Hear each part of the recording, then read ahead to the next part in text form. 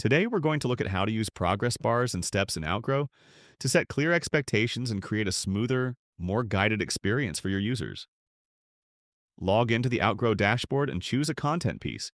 You can either start from scratch or pick a pre-made template.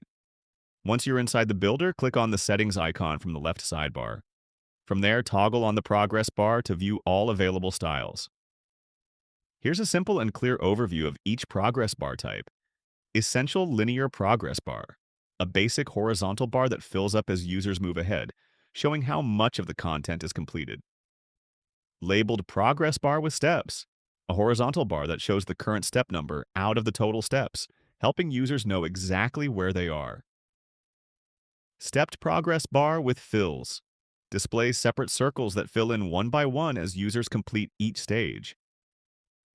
Shadowed linear progress bar, a horizontal progress bar with a subtle shadow effect to make it look more visually appealing.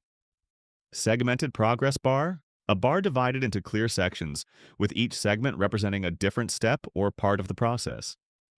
Labeled linear progress bar with percentage, a progress bar that shows the exact completion percentage alongside the bar. Labeled linear progress bar with percentage at bottom, similar to the previous option, but the percentage is displayed below the bar for better layout control. Numbered stepped progress bar with connector, shows numbered steps connected by lines to highlight a clear step-by-step sequence. Numbered stepped progress bar without connector, displays numbered steps without connecting lines, giving a more flexible step flow. And lastly, grid progress bar. To make use of this progress bar, you need to turn off the auto progression feature and click on Apply Changes to choose this progress bar style. Once you've selected your preferred style, preview your content to make sure it fits your user journey.